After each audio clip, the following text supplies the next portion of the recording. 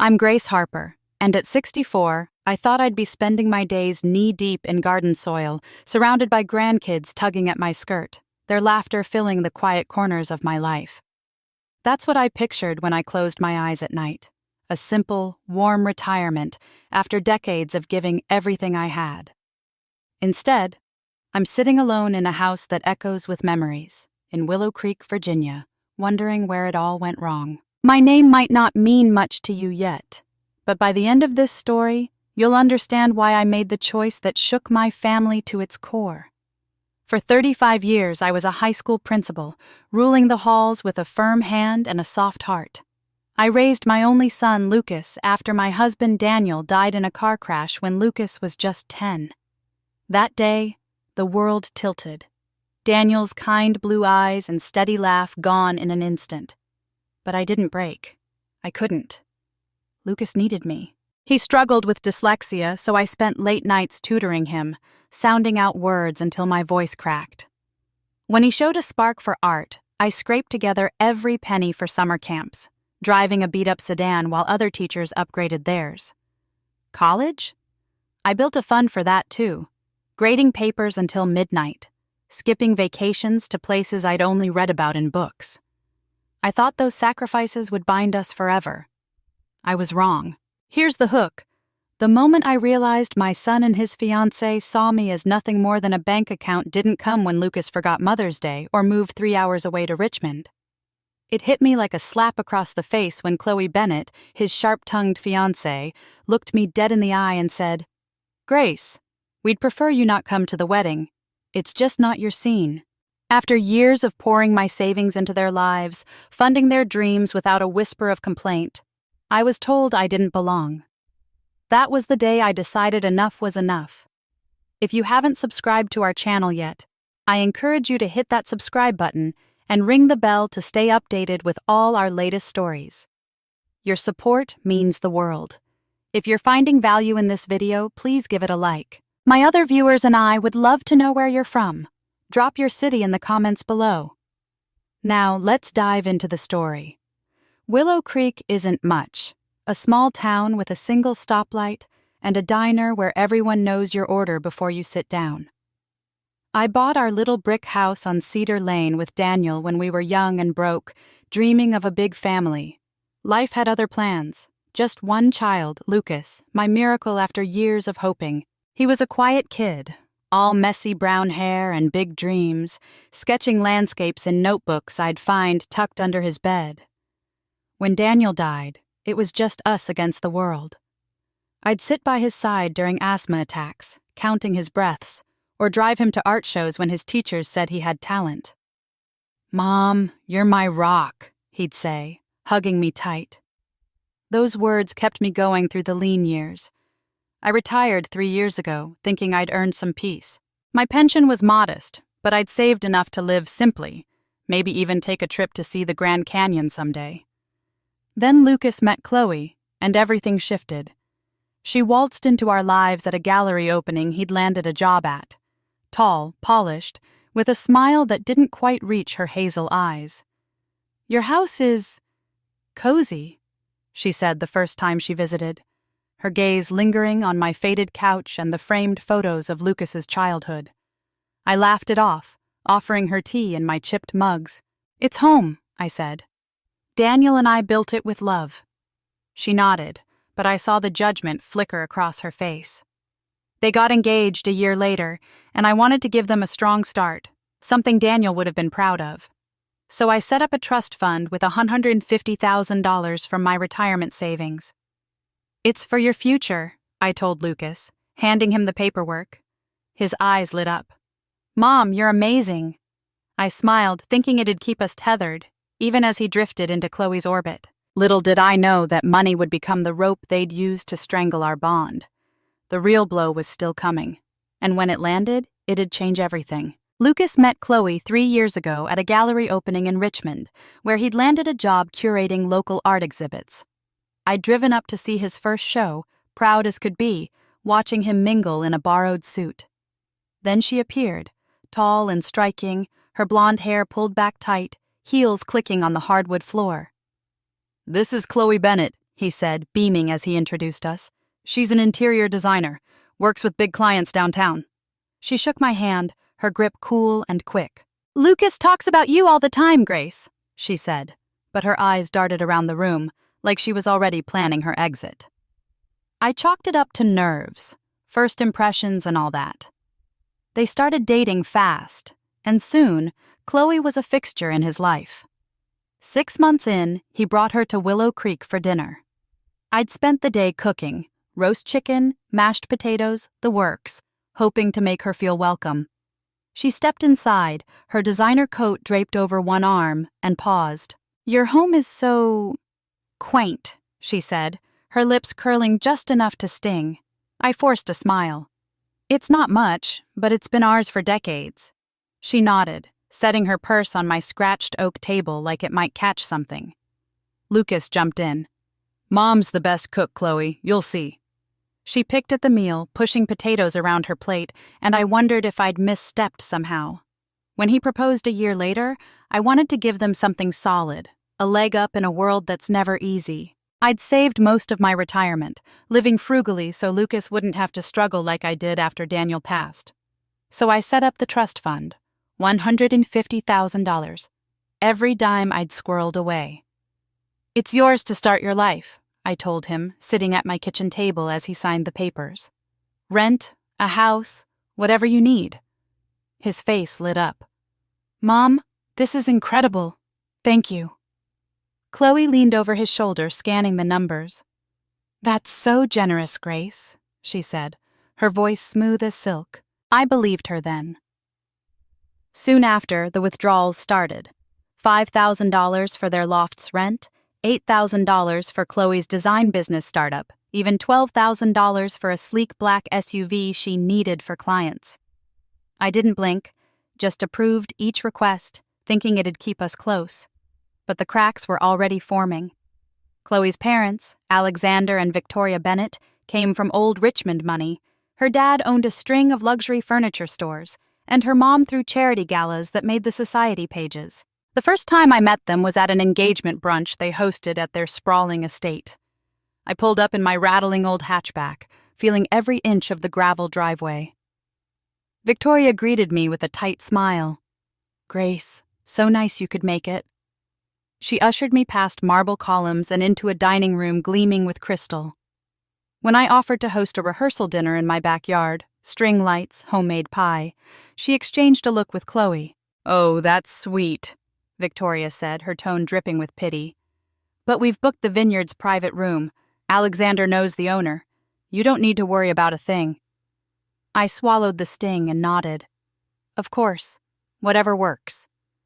Lucas barely glanced my way that day, too busy laughing with Alexander about some business deal. After that, things shifted. His calls dropped from weekly to monthly, then just quick texts. "Busy with work, Mom. Talk soon." Visits to Willow Creek dried up too. Once I drove to Richmond unannounced, arms full of cookies I'd baked. Chloe answered the door in a silk robe, her face hardening. "Grace, we weren't expecting you," she said, not stepping aside. Lucas poked his head out. "Mom, hey, we're swamped today. Rain check?" I left the cookies on their stoop, the drive home silent except for the hum of my engine. I told myself it was wedding stress, 2 young people building a life. But deep down, I felt it. The tether between us fraying, pulled taut by Chloe's world and my place on its edges. I kept approving those trust fund withdrawals, each one a thread I hoped would hold us together. I had no idea how soon it'd all unravel, or how sharp the break would feel when it did. 2 months before this wedding, I decided to surprise Lucas and Chloe with something special. I'd spent weeks stitching a quilt, deep blues and soft creams, each square a memory of Lucas's childhood, from his first sketchbook to the cedar tree we'd planted together after Daniel died. It was my way of saying I was still part of their story, even if I felt like a ghost in it lately. I drove the 3 hours to Richmond, the quilt folded carefully in the passenger seat, my heart buzzing with hope. Their loft sat in a trendy part of town, glass windows, exposed brick, the kind of place I'd never dreamed Lucas could afford. I knocked, and Chloe opened the door, her hair swept up, a glass of wine in hand. Her smile vanished the moment she saw me. "Grace," she said, her voice flat. "What are you doing here?" "I brought something for you and Lucas," I said, lifting the quilt a little. "Can I come in?" She hesitated, then stepped aside, her posture stiff.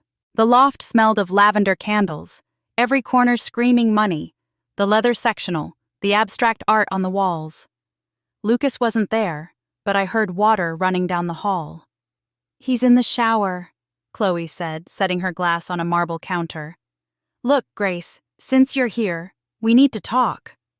My stomach tightened, but I nodded. "Sure, what's on your mind?" She crossed her arms, her eyes cold. "The wedding's a small affair. Family, close friends, people who get us. We'd prefer you not come. It's just not your scene." The words landed like a punch. "Not my scene?" I repeated, my voice trembling. "Chloe, I've funded half this life you're living. The rent, your car, your business, and now I'm not welcome at my son's wedding?" Her smirk cut deeper than her words. "Lucas says you've always been overbearing, hovering, guilt-tripping him. We need this day to be ours, not yours." I clutched the quilt tighter, its weight suddenly unbearable. "Overbearing? I've given everything to—" She cut me off. "Grace, don't make this dramatic. It's a simple request." Just then, Lucas shuffled in, towel around his neck, hair dripping. "Mom? What's going on?" Chloe turned to him, voice sharp. "I'm telling her about the wedding plan." His face fell, and he wouldn't meet my eyes. "Mom, it's not personal," he mumbled. "Chloe's family has these traditions, fancy stuff. You'd feel out of place." I stared at him, the boy I'd raised, now a stranger in designer slippers. "Out of place?" I said. "Lucas, I've poured my life into you. This quilt, every stitch is us, and you're telling me I don't belong?" He shifted, glancing at Chloe. "It's her day too, Mom. We just want it smooth." Chloe nodded. "Exactly. No offense, Grace." I couldn't breathe. The room spun. The quilt, their voices, the glint of that trust fund money staring back at me from every polished surface. "No offense," I echoed, my voice breaking. "I'll go then." I turned, quilt still in my arms, and walked out. Lucas called after me, "Mom, wait!" But the door clicked shut before he finished. I sat in my car, hands shaking on the wheel, tears blurring the streetlights. 3 hours back to Willow Creek, and I didn't stop once. The quilt stayed beside me, a silent witness to the fracture I couldn't unsee. That night, my phone buzzed. A bank alert. Another $10,000 withdrawn from the trust fund, time-stamped an hour after I'd left. I pulled up the account online, my chest tight. The memo line read honeymoon deposit. They'd sat there, planning a trip to some tropical paradise, while I drove home with my heart in pieces. I set the phone down, staring at the quilt now draped over my couch. All those years, nights grading papers, skipping meals to save for his future, and this was what I got. A locked door, a cold dismissal, and a bank account bleeding dry. Something snapped inside me, quiet but fierce. If I wasn't family enough for their wedding, they weren't family enough for my money. What came next wasn't just a choice, it was a reckoning. I woke up the next morning with the quilt still sprawled across my couch, its colors mocking me in the gray dawn light. My house felt too still, the ticking of the old clock on the mantel the only sound breaking the silence. I made coffee, hands moving on autopilot, but my mind was racing. Every memory of Lucas flashed through me. His first wobbly sketch of our house, the way he'd clung to me after Daniel's funeral, the pride in his voice when he graduated college. And then Chloe's words, "It's just not your scene." I'd given them everything, my savings, my time, my dreams, and they'd locked me out like I was some nosy neighbor. The coffee burned my tongue, but I barely noticed. I was done. I sat at my kitchen table, the same one where I'd helped Lucas with his homework, where I'd signed the trust fund papers. I pulled out my laptop and logged into the account. The latest withdrawal, $10,000 for their honeymoon, stared back at me. Over 3 years, they'd taken $90,000 already. Rent, Chloe's business, that ridiculous car. I'd approved it all, thinking it was love, not a transaction.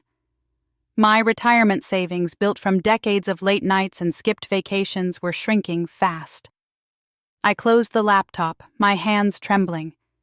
If they could cut me out of their wedding, I could cut them out of my wallet. I picked up the phone and dialed Henry Sullivan, my lawyer and an old friend from my principal days. He'd helped me settle Daniel's estate, his gruff voice a lifeline back then. "Grace Harper," he answered, a smile in his tone. "What's got you calling at 8 a.m.?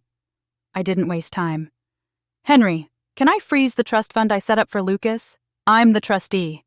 He paused, papers rustling in the background. "You're in control, Grace. No legal agreement says they're entitled to a dime unless you say so. Why the change?" I swallowed hard. They told me I'm not welcome at his wedding, after all I've done. Henry let out a low whistle. "That's cold. You want to freeze it? I'll draft the order today. Just say the word." "Do it," I said, my voice steady for the first time in days. By noon, it was done. I called the bank myself, voice firm as I instructed them to halt all withdrawals. "No access unless I authorize it," I said. The clerk hesitated. "This will lock the account completely, Mrs. Harper. Are you sure?" "Positive," I replied, hanging up before I could second-guess myself. I didn't warn Lucas or Chloe. No text, no call, just silence. I leaned back in my chair, staring at the quilt. It felt strange, this quiet rebellion, but it also felt right. For once, I wasn't bending over backwards to fix their problems. A week passed, and my phone stayed quiet. I almost thought they hadn't noticed. Maybe they were too busy picking out wedding favors or sipping cocktails at some fancy tasting. Then, on a rainy Tuesday evening, it buzzed. A text from Chloe. "Grace, the payment didn't go through. There's an issue with the trust fund. Fix this." I read it twice, her clipped tone slicing through me. No please, no are you okay. Just a demand, like I was their personal ATM. I set the phone face down on the table, sipping tea as it buzzed again. Another message. "We need that money by Friday. Call me." I didn't. The rain tapped against my windows, steady and soothing. I walked to the couch, running my fingers over the quilt stitching.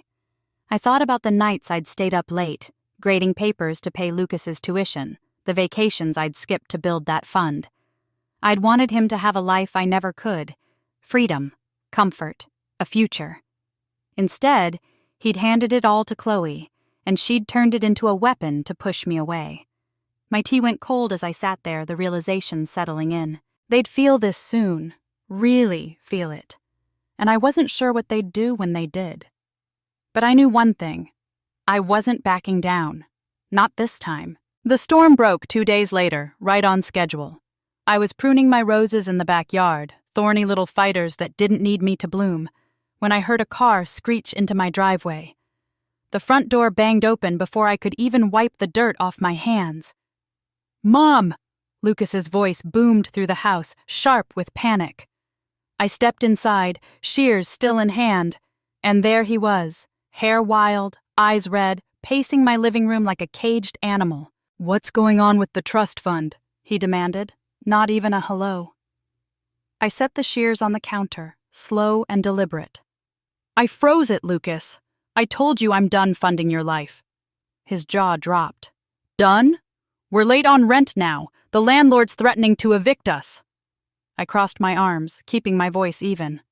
"You made it clear I'm not family, not welcome at your wedding. Why should I keep paying for a life I'm not part of?" He threw his hands up. "That's not fair! It's Chloe's family's thing. It's not about you." I stepped closer, the quilt catching my eye on the couch behind him. "Not about me? I've given you $90,000 over 3 years, Lucas. Rent, her car, her business. And you can't even fight for me to be at your wedding?" He froze, mouth opening then closing.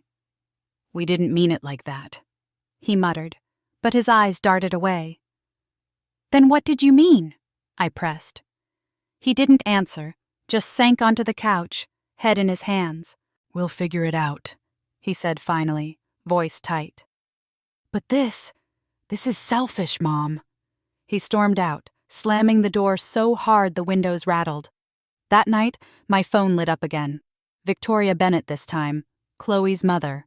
Her voice was all honey when I answered. Grace, darling, Lucas told us about this little mix-up with the trust fund. Surely we can sort it out. I gripped the phone, wary. There's no mix-up, Victoria. I'm done. She laughed, light and practiced. Oh, come now. Let's not ruin the wedding over a misunderstanding. We're all family here. I almost believed her.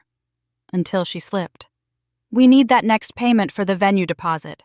It's non-refundable, you know. My blood ran cold. The venue? I said. You're telling me my money's paying for a wedding I'm not invited to? She backtracked fast. No, it's just, things are tight, you understand. I hung up, my hands shaking. They weren't just entitled, they were shameless. I couldn't sleep after that. At 2 a.m., I pulled up the trust fund records again, digging deeper. 90,000 gone, yes. But the withdrawals told a story. $5,000 for business supplies last month. Chloe's new office furniture, I'd bet. 12 for the car. 10 for the honeymoon just days ago. Then I cross-checked my bank statements. A hunch gnawing at me. There it was. A credit line I'd co-signed for Lucas a year back. $30,000 for home upgrades. I hadn't checked it in months, trusting him. I called the bank at first light. Current balance? I asked, voice tight. The clerk clicked away. 28,000, Mrs. Harper. Last draw was 2 weeks ago. 15,000. My stomach dropped. Right after they'd uninvited me. I sat at my kitchen table staring at the quilt, its stitches blurring through tears I wouldn't let fall. That credit line wasn't for upgrades. It was their safety net, and they'd tied it around my neck. I'd been patching my roof with tarps while they splurged on a life I wasn't welcome in. Lucas's words echoed, selfish. And I laughed, a raw, bitter sound. Selfish? I'd worked myself ragged for him, drained my savings, and now they'd roped me into debt without a word. Anger hardened inside me, cold and unyielding. They thought they could guilt me back into line, but they'd misjudged me.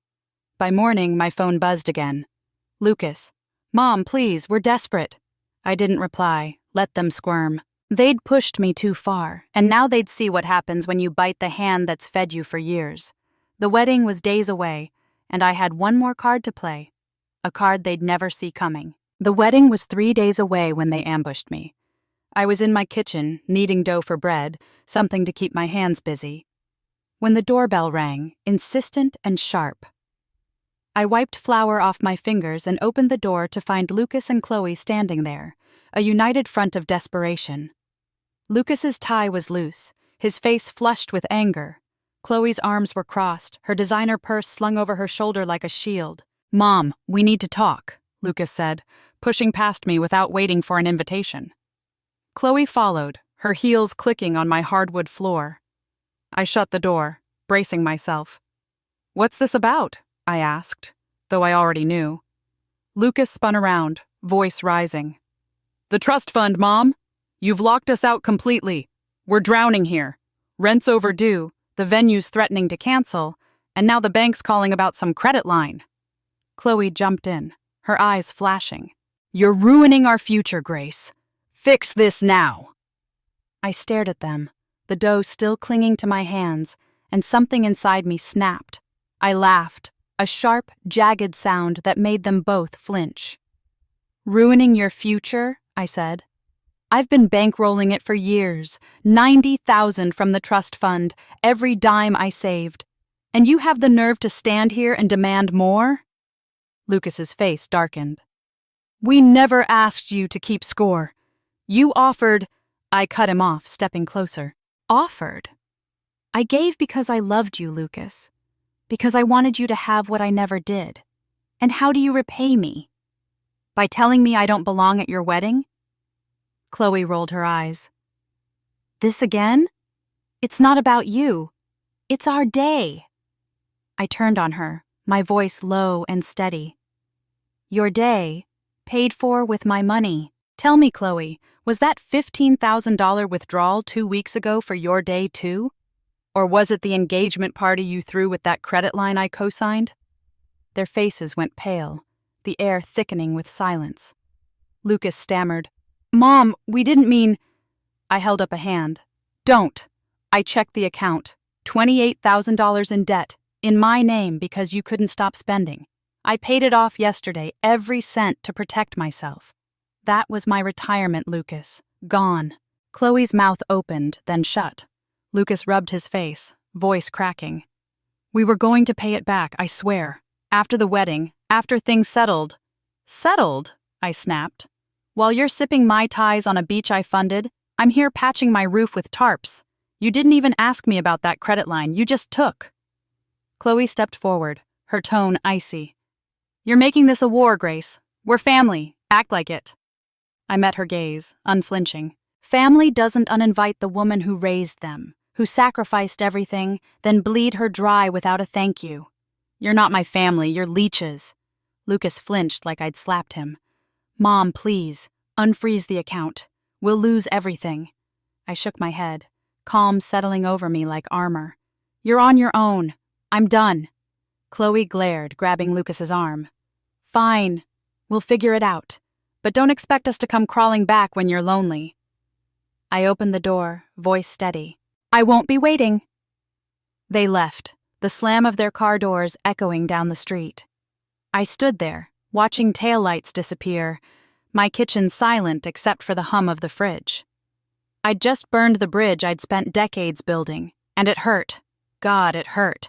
But it also felt like freedom.